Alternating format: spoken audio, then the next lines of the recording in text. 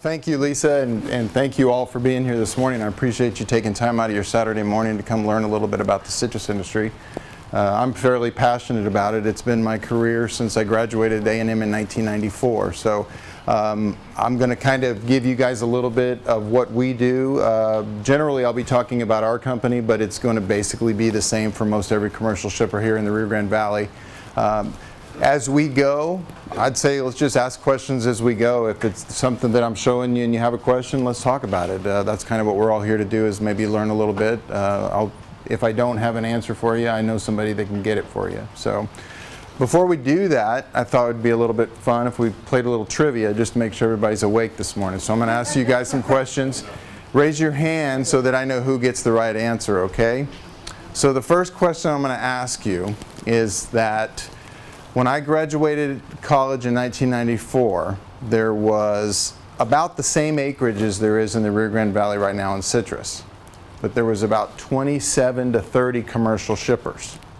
Who can tell me how many commercial shippers there are in the Rio Grande Valley right now? Yes, ma'am. 2? Close, but not correct. Anybody want to take a guess? 200? How many? 200? Nope, not 200. You can't answer because you work with me. 1? No, ma'am. Close. 3? Who said 3? Yes, there are 3 viable commercial shippers in the Rio Grande Valley right now. For that, you get lunch at Chick-fil-A. All right? See? I want to make sure you guys are awake here. All right. Now we are. Question number 2. What outside of Texas is the largest customer as far as state goes for Texas citrus? Yes, ma'am. Florida. No, ma'am. Not Florida. Yes, ma'am. Los Angeles, California. Well, it is the state of California. Yes, you are correct. And Yeah, I live there. That's right. for that, you get lunch at Chick-fil-A. All right? Customers of Valley Citrus? They are customers of Valley Citrus, and the most ironic thing about that is they grow a huge citrus crop. In fact, they have the largest citrus crop in the United States. The ethnic trade in Los Angeles, being the Hispanics and the Asians, there's generally the same culture that is juicing oranges in their kitchen. They're also juicing grapefruit. And so we could basically almost sell our entire crop of oranges into Los Angeles if we didn't need those oranges to sign contracts. We in Texas use our oranges to sell our grapefruit. So what we do is we need enough oranges to sign contracts with all the retailers so that we have the grapefruit sales. So in other words, if Walmart wants us to have 20% oranges in our mix, we need to make sure we save that aside so that we can sell them 80% of the grapefruit needs. So, yes, ma'am. Don't they mix our orange juice with other orange juices too? Actually, they do. So the crop in Texas is extremely sweet, low in acid, high in sugar. So generally speaking, they use our base, both oranges and grapefruit, to mix with other juices from around the world, because here's the deal. If you drank Texas grapefruit juice and Texas orange juice, you would grow used to a certain sugar level. You can't consistently grow that throughout the world. So in order to not spoil a consumer to just drink Texas juice, they'll bring ours in lower, they'll raise their acid level, or actually, I'm sorry, their acid level is up here, they'll add ours, it lowers it to make it more consistent so they can do it throughout the world 365 days of the year. So you are correct. I told you my favorite orange is Mars and their juice. The Mars orange juice is really good because the Mars oranges are very sweet and very juicy. They're really delicious. They're phenomenal. And as you said earlier, we just wrapped up that crop. We're going to Valencia right now. But again, Los Angeles alone would buy all of our Mars if we could. Yeah. So, yes, sir. On the plant we have here, do they mainly do grapefruit juice? Yes, sir. That's what it is. That plant used to be a co-op plant. It was where all the producers in Texas could send their juice. One of the commercial shippers bought that plant, and so it's specific to their business now. So we actually went and we built our own juice plant. So we now have our own juice plant on site. So Yes, sir. Smelling, Just a pollution. query here. So what you're saying is that the quality of the Texan citrus is actually the best quality that there is? Well- Because of the sugar level? Is that what you're saying? We have a very low acid, high sugar citrus crop, okay? It's similar to what Florida has. We have a different climate, we have a different soil, we have a different root stock. And so all those things combined makes for a very, very high sugar, low acid citrus crop. And that's considered high quality? Is that what? Well, generally speaking, most people like their grapefruit and oranges to be sweet. little bit sweeter. So, you know, if that's the basis of what you call good, yes, we actually grow a very, very good piece of citrus. So we could monopolize the world growth. I like the way you think. Okay, but I know that a lot, you read the cartons of orange juice in the store, and they say that some of the oranges came from Brazil. Correct. Is this just to keep the economy of all these countries Well, viable? Brazil, Florida, Argentina, there's some crops that are grown just to process, okay? Texas, we grow our crop to sell fresh. If we process our fruit, that's considered a salvage operation because we're not going to get nearly the amount of money that what we process as we do selling it fresh. So those crops that are grown for processing, they don't put the same sort of inputs into it because the crop doesn't need to look as good as it does as our fruit sitting in HEB. So it's cheaper to grow a crop for just processing, and that's, you know, Florida generally, you know, Florida orange juice, they grow their crop so that they can juice it. Yes, ma'am. It breaks my heart to see all these groves being dug out and more homes planted. It's just terrible.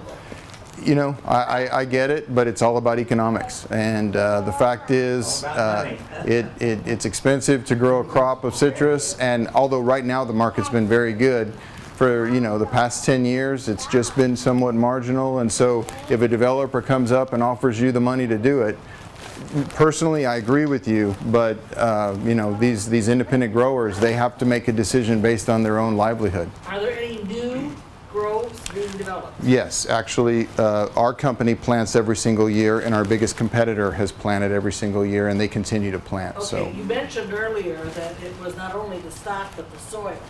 In planting these new groves, are we getting the same soil? yes. Now, the main thing with planting new growth is to make sure we can get water to it, and all of that comes out of the Rio Grande River. So, you know, generally speaking, we have about a 35-mile stretch from here to the river that we can plant. Most of that is developed, so we have to go further north, further west, further east. But as long as we can get water to it, that's what determines what we're planting. My granddad brought his mules down in the early 1900s and helped dig these canals. And I don't see any further expansion of the canal system going north into that desert. This was the desert at one Yeah. time. That's the factor. That's going to determine. There's still plantable property up near Hargill, north and east of 281. There's still property up there that can be taken to be planted, and you know, directly north of Mission, out where our plant is, there's still property to be had to plant it up there. There's got to be a limit to how much water you can take out of the Rio Grande. Well, there is each. You know, there's you. Don't put it up. Every district has different allotments, and so certainly that determines.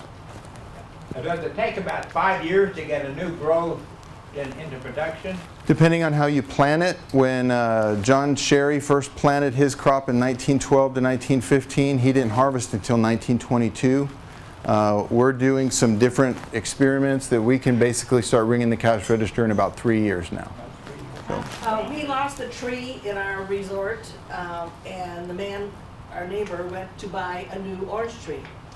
Cannot buy any citrus trees. That's correct, and that is because of the greening issue that we have going on in the Rio Grande Valley. All nursery stock needs to come from certified nurseries now, grown indoors to make sure that it is green HLB free. HLB is a disease that is here. It is what has devastated the state of Florida. It is here in the Rio Grande Valley. It is not yet affecting our crop the way it has there, and we don't know exactly why, other than the fact that we went to school on what was happening over there. We have a very, very intensive Asian citrid psyllid eradication program. The vector, the thing that spreads greening around the Rio Grande Valley is an insect called the Asian citrus psyllid. So knowing that, we have gone out there and tried to eradicate that as a means of containing the spread. But it is here, and it is widespread. It is not affecting our crop. You know, physiologically, we have, like I said, we have a different rootstock. Our winters are a little bit colder. Our summers are a little bit hotter. One reason or another, we're not seeing it hit like it has over there. But you said that it has to be specially grown. Correct. So are those trees available to be purchased? I don't think most certified nurserymen would be selling to what we call dooryard, which is, maybe your backyard, right? Yeah, and the reason for that is their livelihood depends on it. And so we want to make sure that as an industry, and that packet that you all have, it has a lot of information on that, websites, phone numbers to call if you think you're affected, and they'll actually come out and they'll evaluate your tree for you. So about this time every year, there's a aroma out in the Rio Grande Valley that you all probably recognize as the citrus blossom. The crop that we just wrapped up started blooming this time last year. So that smell that you smell in the air right now, those blooms on the tree, we'll actually start harvesting next October. Okay, and right now it's actually a late bloom. Usually it starts sometime around Valentine's Day, but because of our weird winter, we had some real cold weather way into January, it put off the bloom by about 2 weeks. So this fruit that you're looking at right here, you know, it was 9 months or 10 months ago when it actually bloomed. By the way, we're just wrapping up our Texas citrus season. So yesterday was our last day to pack grapefruit. So get what you can from the stores, from your neighborhood market, Bell's, wherever you get it. It won't be long before it's not available anymore. I'm going to basically walk you all through our process from growing on the tree through the time that it goes into the store. And the store that I've got at the very end is Walmart, just because they're a fairly large supporter of ours. All of the fruit is harvested by hand, and as you can imagine, this is an extremely hard job. These ladies and gentlemen carry bags over their shoulders. They harvest it all by hand, and then they put it into a bin. They're paid by the pound, and so their incentive is obviously the more pounds they're able to get off every day, the more money they make. And even, you know, there's no doubt this is probably the hardest labor in the entire process. But these ladies and gentlemen actually make really good money, and we make sure to treat them well so that they're encouraged to get out there and do it, because as we all know, most of us would not be so inclined to do that work. They load those bags up, and then they'll put them in these bins. And then these bins are brought out of the groves and loaded up onto these large trucks. Once that happens, we take it to our plant, and that's a scale where that truck is sitting. Each one of these trucks, we know what they weigh without fruit on them in empty bins. We have a regular group of contractors that come in. So once they get on our scale, we print them a ticket, and then we know what they harvested that day, and therein starts the process of it coming into our packing plant, and then we start the processing to get it into the stores. From about October 1 through about Christmas time, we have to degreen the fruit. And what that means is essentially, how many of you have ever put a green tomato in a paper bag so that it would ripen up?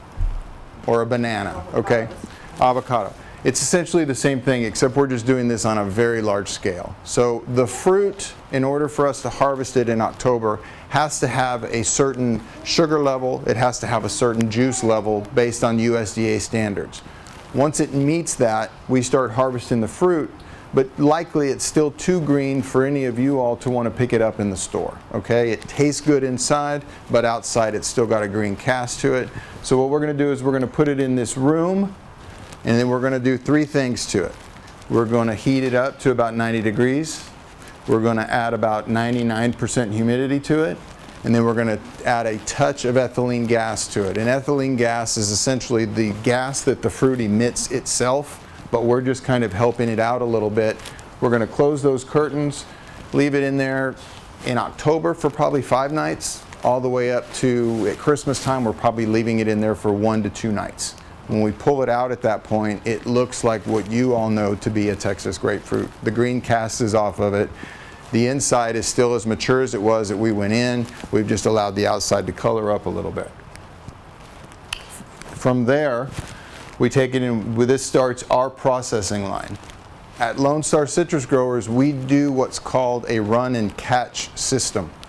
So what we want to do is we want to process all the fruit, which means we're going to wash it, we're going to dry it, we're going to add a food grade wax to it, we're going to sort it by grade and by size, then we're going to catch it in bins and we're going to catalog it, okay? And that's personally where my job comes in at that point.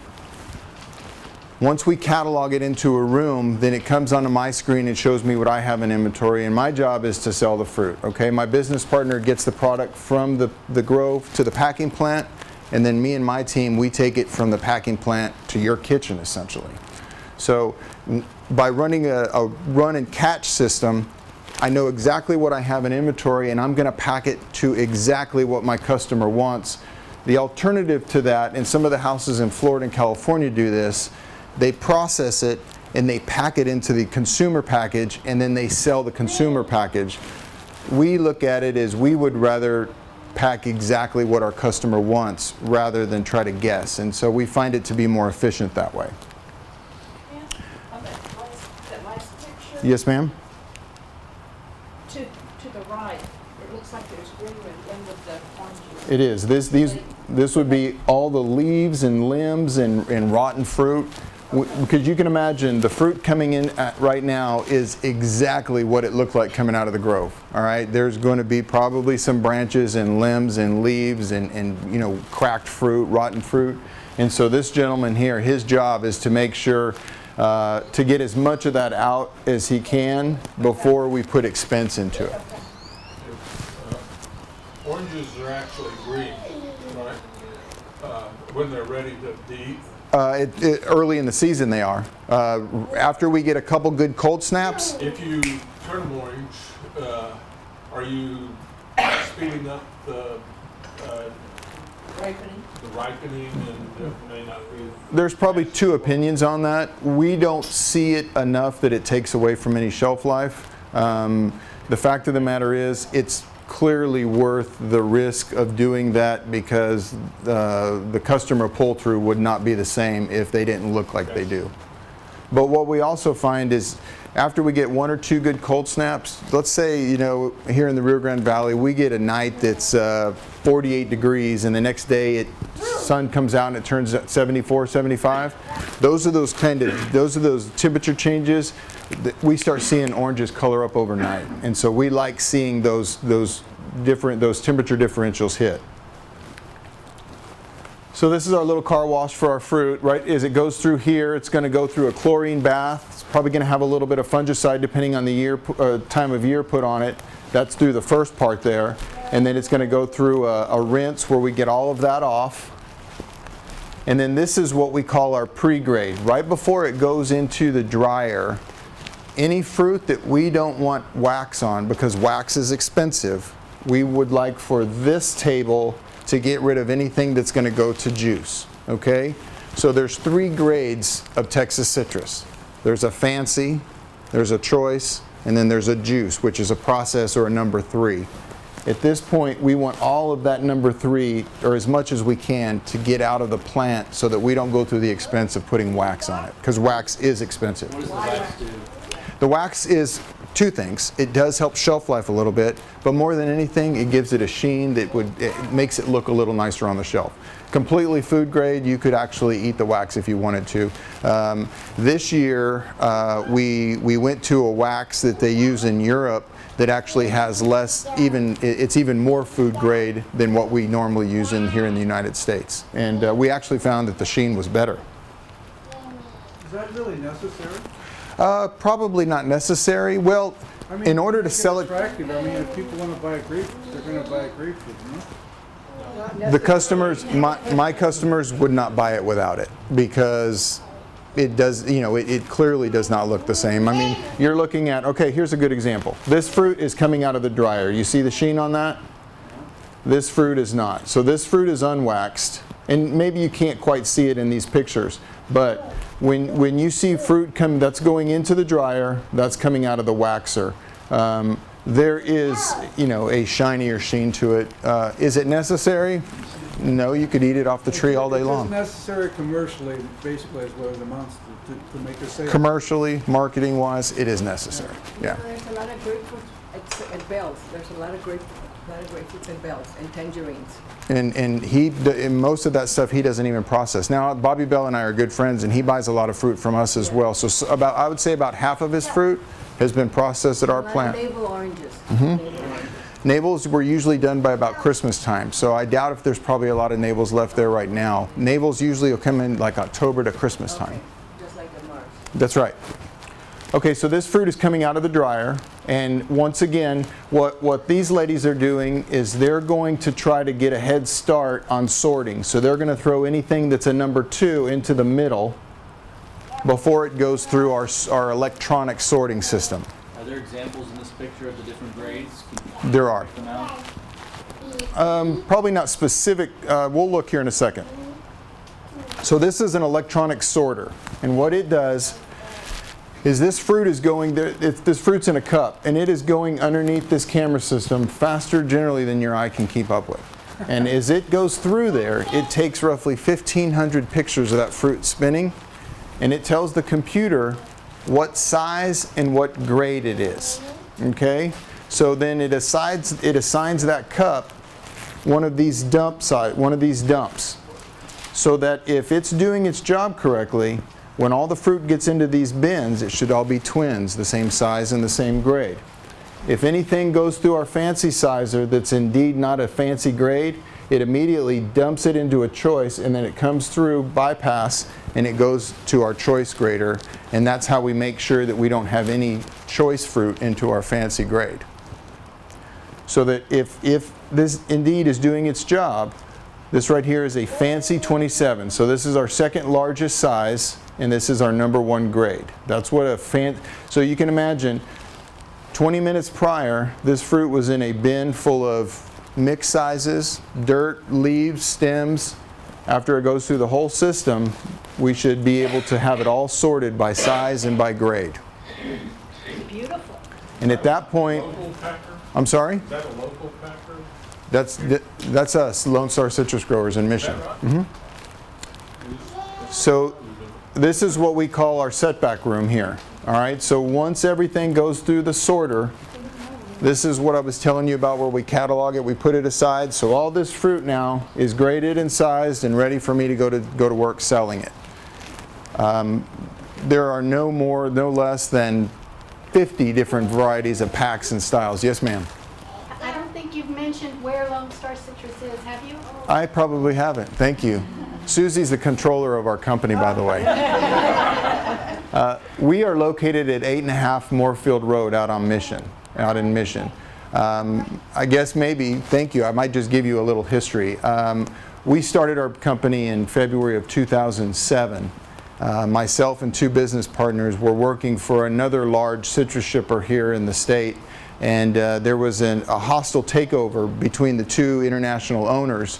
And although we wished them well, when the new owners came in, their philosophy was a little bit different from what we had done over the last 25 years. And so we just wished them well, and we picked up our toys and we went and built our own plant. And so now we're celebrating our 11th season here at this facility that you all are seeing here. We represent about 30% of the Texas citrus industry. So once it gets into this room right here, this is where we go to work selling it. And you know, we represent just about every retail chain in the United States. All of them tend to want a different pack or a different size or a different style. And so we'll take this and then we will put it on a packing line. We have 7 different packing lines. 4 of them are automated. 3 of them are human packers. And then the product is packed. These ladies right here are putting together, it looks probably like a fancy 40 count, and they're just putting those in a box. Winter Sweets, as you may have seen in the store, that is our proprietary label. So if you ever see the Winter Sweets label in any store, it's only packed in one house in the United States, Mission, Texas, right here. That right there is a fancy grade. What's interesting about Texas citrus is the USDA has given us an accommodation. We have what's called a Texas Fancy and a Texas Choice. That allows us to have a little bit more scarring than a U.S. Fancy or a U.S. Choice, and that's based on the winds that we have here in South Texas. That fruit, all since its birth, is sitting there just rubbing against each other. Doesn't affect the quality, but it does affect the appearance. And so the USDA gives us an accommodation to allow us a little bit more scarring, even on our fancy fruit. After it's packed, then we're going to put it on the line here. The conveyor is going to take it to a stacker where he's going to put it on a pallet. Are those boxes by weight? Those are by count. We don't sell anything by weight other than bags, and the reason for that is that box of fruit is going to weigh much different in October than it is in March. As the crop continues to grow and mature, so too does the juice content. And so a grapefruit, a 27 count grapefruit, let me just give you that example, in October might weigh 0.75 of a pound, and right now might weigh 1.1 pounds. And so when it comes to cartons, we only sell by the count, but when it comes to a bag, a 4, 5, 8, 10, 12, 15, 18 pound bag, because the weights and measures are so strict in the United States, we cannot and will not ever miss our weights. We will always have at least the amount of weight stated on the bag, and if not, we could get in a lot of trouble, and I know my competitors would say the same thing. So almost all of our bags are done mechanically, and the computers are very, very precise to make sure we get at least the amount of weights that the bag states. So it's wrapped on a pallet, prepared to hit the road, and at this point all of this stuff is sold. We know exactly where it's going, and then it's put in our loadout cooler. You know, just looking at it, I can tell you that those wooden returnable plastic containers, those are going to Walmart. Those oranges are probably going to LA. We are also the exclusive Sunkist packer for the state of Texas. So anything that you see in Costco that's in the Sunkist label, especially if it's grapefruit, chances are we packed it. We have a really, really good relationship with Sunkist. We are one of the only houses in the country that pack the Sunkist label that are not a complete Sunkist house. So it's actually a pretty good testament to the relationship we have with Sunkist. They wanted representation in Texas. We weren't willing to give them access to our whole crop. We said, I'll tell you what, let's do something. Let's find out what customers you represent that we don't, and then we'll sell that in your label. And that's what we do every year. We sit down, we overlap our customer base, we find out if they've got a better relationship than we do, and if so, then we're going to put it in Sunkist, pay them a license fee, and make sure we get our fruit in those stores. From there, we got trucks that'll back up to right up to the cooler. At this point, everything's under temperature, and we want to make sure that we don't break the cold chain once it actually gets into the ultimate package. Loaded in a truck. We have 15 bay doors, and at certain times of the year, every one of them's got a truck backed up waiting to get out of there. And then there it is in Walmart. So Winter Sweets bag, if you ever see this bag, that's us. There's Sunkist, although those are clementines or mandarins. We don't pack those, but chances are, especially in Costco, if you see a Texas product in Costco at a Sunkist bag, we also pack that. So that's kind of a quick run through of what we do and how we get it done. And now I just kind of open it up for questions until we don't have any. The grade that you were talking about has to do with the size, basically? Is that what it is? The size and the appearance. So if there's excessive scarring on it, it would be choice grade, and if there was substantial scarring on it, it would be a juice grade. So even though it tastes exactly the same, we have trained our consumers to shop with their eyes instead of their taste buds, which is really a tragedy because A lot of this fruit is processed only because of the way that it looks. And the cost is reflected in the quality, is that what you're saying? Correct. So what you're normally going to see in the retail level is most of the bulk fruit that you see out that you can buy per each, that's usually a fancy grade. The fruit that you see in a bag is a choice grade. And I make no bones about it, we put it in a bag because the bag helps hide the scars. So bag apples, bag oranges, bag grapefruit, whatever. This might be the biggest trick you guys learn all day. The bag fruit is only in a bag because of its appearance, okay? So that is a trick that all the shippers use to get our fruit into your kitchens. It's not good to looking to the eye. You know, it might have a little bit more scarring, but it's going to taste exactly like the other stuff. Sometimes better. Yeah. Yes, sir. The hurricanes in Florida kind of wiped out a lot of their crop. Will they be back this year, or is it going to take years to recover? Probably going to take 2 years, but thank you, Mr. Harris, for bringing that up. So this season was incredibly stressful on us. 3 weeks before we started marketing our crop this year, Hurricane Irma went straight up the peninsula of Florida and wiped out 40% of their grapefruit crop. Okay? You take that kind of supply out of a market, weeks, days before we start marketing, we all had contracts in place based on historical pricing. And all of a sudden, people who you've been trying to get their business for the past 20 years want to be your best friends.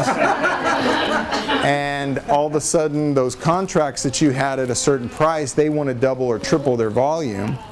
So it was incredibly stressful. I will tell you that there was a few retailers on their own that came back and let us rebid their program after that. And I want to give Trader Joe's credit right now. Trader Joe's is a big supporter of ours. Trader Joe's let us go back in and rebid our contracts because they understood the market dynamic had changed.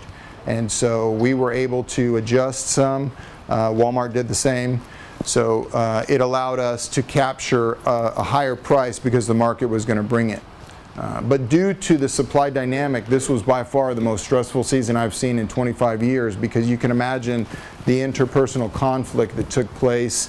Buyers were getting pressured by their stores to have more fruit, and we're being pressured by our growers to get more money for the fruit. And so all in all, it was just myself, my sales team. We found ourselves just either arguing or dealing with problems more and more and more than we ever have. And I'm ready for Florida to come back. I want them to come back. A market that's stable is much easier to work with than what we had this year. Now granted, the Texas citrus growers are going to smoke a big cigar when this was all said and done because it was a very profitable year for us. But getting there was pretty stressful. Why would those companies, Walmart and Trader Joe's, come back and renegotiate? Why didn't they just keep their low price and jack it up in the store? Because I think they appreciated the fact that they need us to be there for years to come. And You're going to be there anyway. well, I'm just curious if there was some arm bending. not by us. I mean, we certainly asked, but you know, we're a reputable company. We had already submitted our contracts if that's what was going to happen, and there were some that we had to stick to.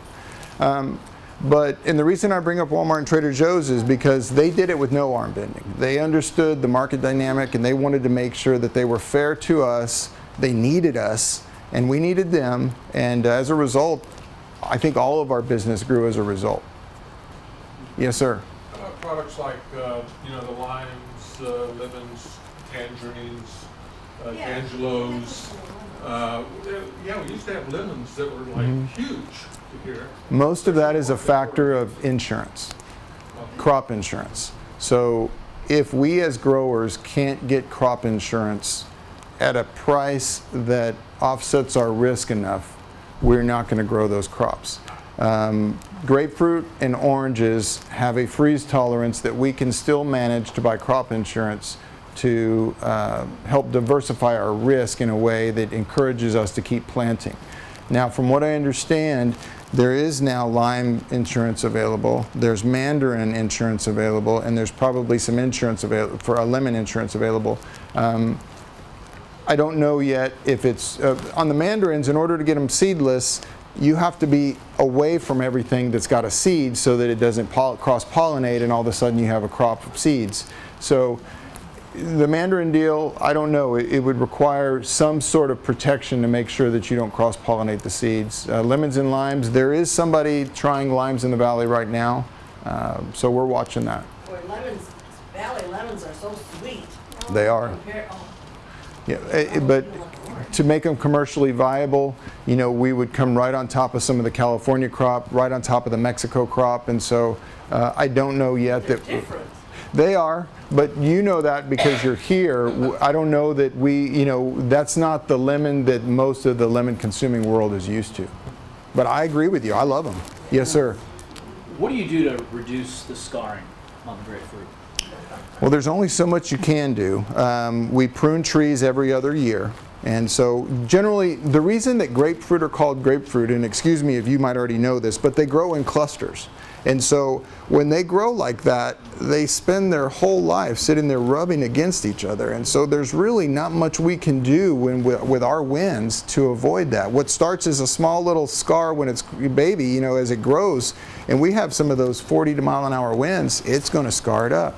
So Mother Nature kind of determines exactly how much scarring we have. And, you know, we can grade it out, but generally if we're going to be asked to grade out all of the scarring, I'm going to want a pretty good premium for that fruit.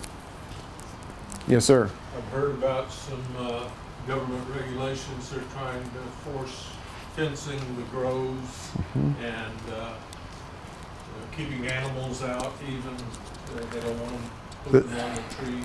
They keep a bird from pooping on the tree. It's called the Food Safety Modernization Act, and as it is written up right now, it will put a lot of small farmers out of business because, to your point, you know, how can you keep a dog out of a grove, you know, and a bird, you know, seriously, this is the kind of question that the auditors are asking, you know.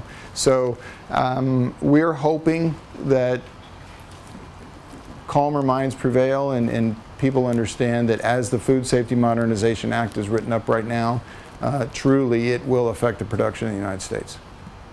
Is it progressing through its the first deadline has already passed. September 17th was the first deadline. Now we have one more year to get all of our growers compliant. What we're doing as a company is we're getting together with our growers and we're offering our service to get them compliant.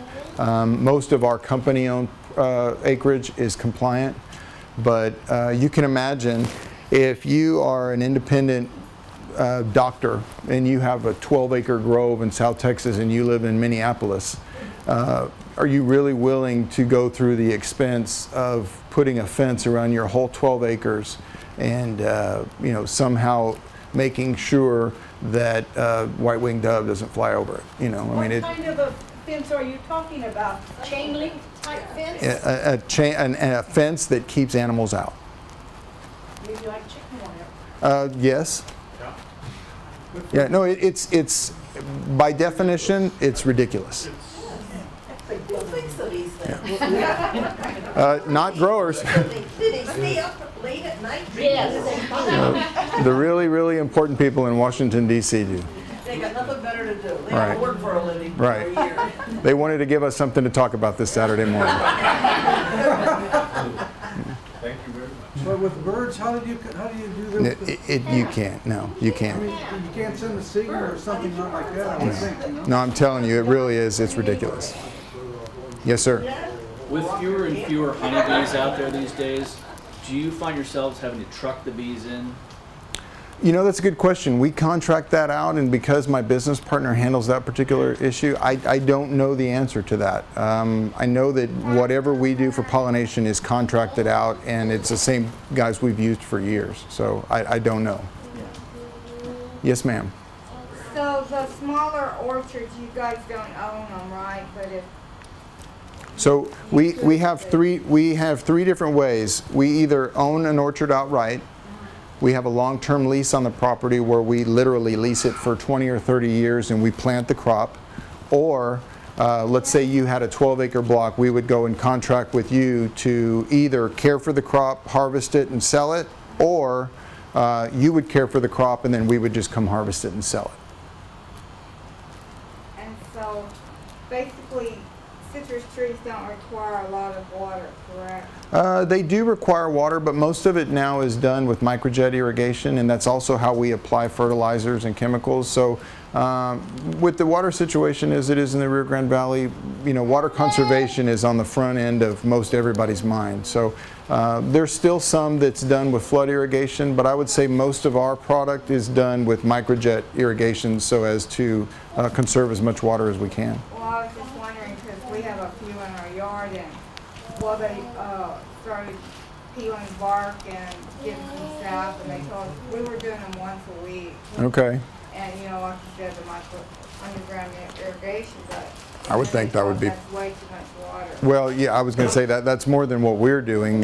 You might try half of that every other week and see if that eliminates some of the problem. We're warm up once a month now, but we have Oh, yeah. excellent fruit. So. We're probably on about a 3.5 or 4 week cycle on our trees. Yes, ma'am? What is microjet irrigation? It's literally just it's an emitter that's right at the base of the tree, and so there's a little hose that goes up and down the rows that's sometimes underground. So it's installed beforehand? Yeah. Correct. So we've got, you know, these holding tanks, and we just turn the pump on and we'll water it. You know, it's essentially like your sprinkler system in your yard. No, that's not the sprinkler system. It evaporates.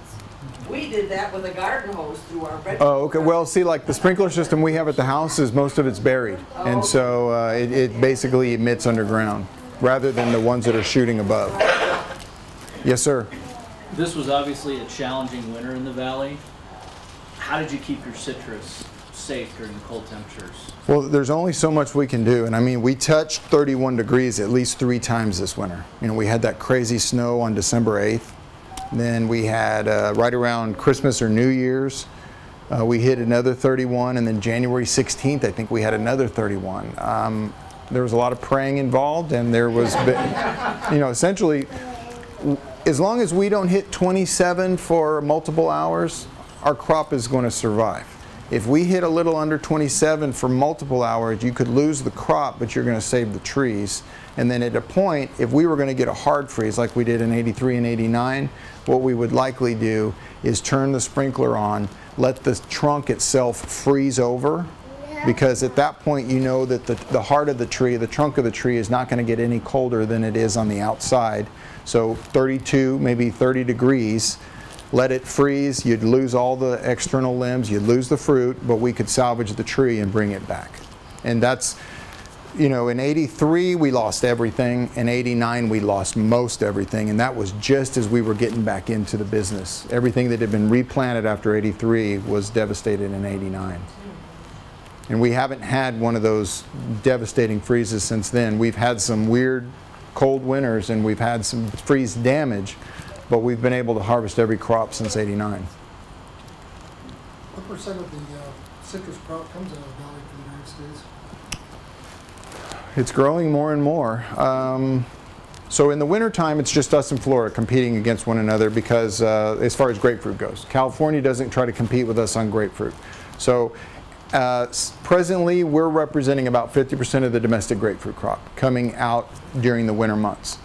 As we wrap up right now, the desert of California is going to get started, and they'll go through all summer, and while us in Florida grow our crop. So if you had asked me that question 10 years ago, I would say that we were 1/5 of what the state of Florida is. And 2 years ago, for the first time ever, Texas shipped more grapefruit domestically than the state of Florida did. But your oranges are... Oranges, well, oranges is a little skewed because Florida grows such an orange crop for processing. So we're probably 50% of the fresh orange market, whereas we don't hold a candle to them in Florida because they're growing everything for juice. They've got thousands of acres that they don't even plan to put in a box. It's going to go straight to the processor. Well, like on our trees, we had full-size fruit we were cooking, and then we got the blooms, and we've got little bitty fruit next to them. How many times a year can fruit trees produce? It's just gonna bloom one time. Well, you might see a staggered bloom, but you're only going to bloom at this time of year. So you might have one tree that blooms this week and another one that blooms 10 days from now, but it's not going to bloom again in July. Like a lime tree, if I understand correctly, a lime tree I think blooms 4 times in 1 year. Yeah. So you've got 4 different crops on a lime tree, whereas on grapefruit you've essentially just got 1 crop that has bloomed over a period of maybe a month. Are you able to use kerosene lanterns or for heating? We don't, you know, In the 50s, we had that terrible.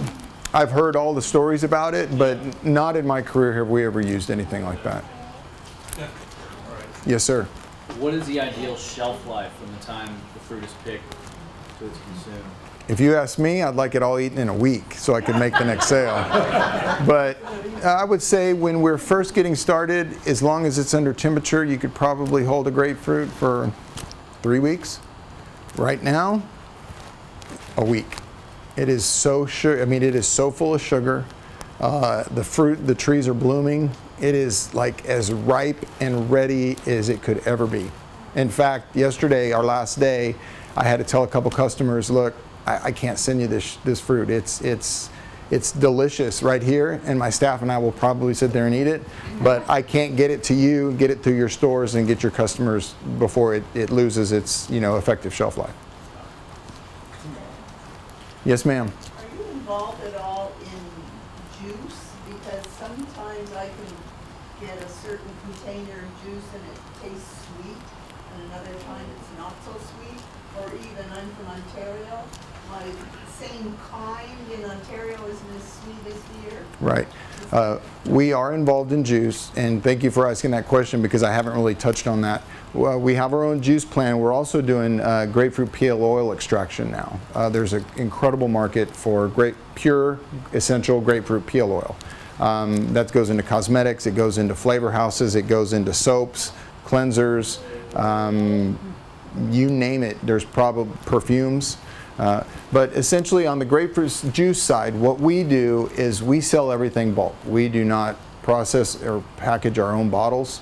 It's usually sold by the tanker, and it's sold to the companies that send you that juice in Toronto. I have to be kind of politically correct on this because if it were our juice, it would be incredibly sweet, but you'd only have it for certain times of the year. Every juice, chances are that you're drinking, even if it's 100% real juice, it's still blended from a couple different areas. And so most of the time the stuff they're getting out of Texas is used to really sweeten it up as a base. Yes, sir. Is any of your Texas citruses actually shipped to Canada? Oh yeah. Oh, we do a ton of business. Usually if you can draw a line from McAllen to Toronto and west, we cover that market. Walmart Canada is huge with us, Loblaws. We ship a lot up to Canada. In fact, Canada is a very large supporter of Texas citrus. That's generally our market in general. If you just draw a line straight up to Toronto and west, we have a freight advantage out of Florida doing that, and so that's kind of where we ship most of our fruit. Now, with that said, I've got fruit being eaten in Belgium, France, Rotterdam. We've got fruit in China and Japan. Of course, we're done now, but all that fruit is still there on the market. When you move the fruit crates into the trucks, it's refrigerated in your plant. Mm-hmm. And then the truck pulls up, and the truck is refrigerated as well, I'm Correct. assuming, correct? Correct. Okay, so when it gets to the store, then is the temperature in the store compatible with what the fruit needs? Because I don't think, as I recall, maybe I'm wrong, is that I don't see it in a cooler. It's just out. It's just out. That is it's an age-long debate between us and our buyers, because once we deliver it to their stores, to their warehouse, we say, okay, we have fulfilled our contract. You asked us to get it there at a certain grade, a certain temperature, we did. And so they have 24 hours with which to tell us that fruit is within grade or not. After that point, we're saying, look, for that exact reason, I didn't have control over it. I don't know what temperature it was. I don't know how it was held. I don't know how it was handled. So we can't be responsible. So we encourage all of our retailers to have a really, really tight cold chain up until the point that they've got to get it out onto the shelf. Because it's the age-old debate that we have with them. How do we know that it didn't sit out on a dock for 4 days before they put it in a store? Are we good? Or Do you want to tell about your grapefruit? oh yeah, I'm sorry. I should have said that to begin with. We actually have grapefruit juice here from our plant, and there's 2 more gallons in the back, so drink all that you want. Yes, plenty of cups, so everybody, if you're allowed to. And if you have any questions regarding if you have dooryard trees that look like they may have some sort of issue, whether it's canker or HLB, there's these, I brought some brochures from the Texas Disease and Pest Corporation. They have their website, they have their phone numbers there, so if you all have any questions about anything in your yard, and there's pictures in that booklet to kind of give you an idea, feel free to call them. They'll actually come out and take a look. I will tell you, if they determine that your tree has HLB, they're probably going to suggest very strongly that you remove it. And that is for the betterment of our industry as a whole, okay? Yes, ma'am. On this Texas citrus people that you were just talking about now, is there also the USDA are they both the same, or how does that work? Yeah, they work in conjunction with Texas Department of Ag and USDA, but they're actually the entity that would come out and look at your tree to determine if it's infected. Yes, sir, Mr. Harris. That's the best grapefruit juice I've ever tasted. Well, thank you. I'm old. Thank you. We have found consistently that as we get to the market, we're told that our grapefruit juice is some of the best they've had, and our grapefruit peel oil is some of the most pure that they've ever seen. And so we are very encouraged by the feedback we're getting from the market. Can you use some of the peel from products that are not good, or like they're disintegrating? There's actually a couple different markets for that, which we don't have the machinery yet to dehydrate it, but they use a lot of the peel in pet foods. They also use a lot of the peel as they pulverize it and turn it into a filler, a food grade filler similar to like a flour. Flour, F-L-O-U-R, not flour like a petal flour. And so various companies who make foods of one kind or another will use this, what they call filler, and it's essentially citrus rind that has been pulverized and turned into a powder. And I just learned about that 2 weeks ago. Yeah. Well, folks, thank you very much for having me today. I appreciate it.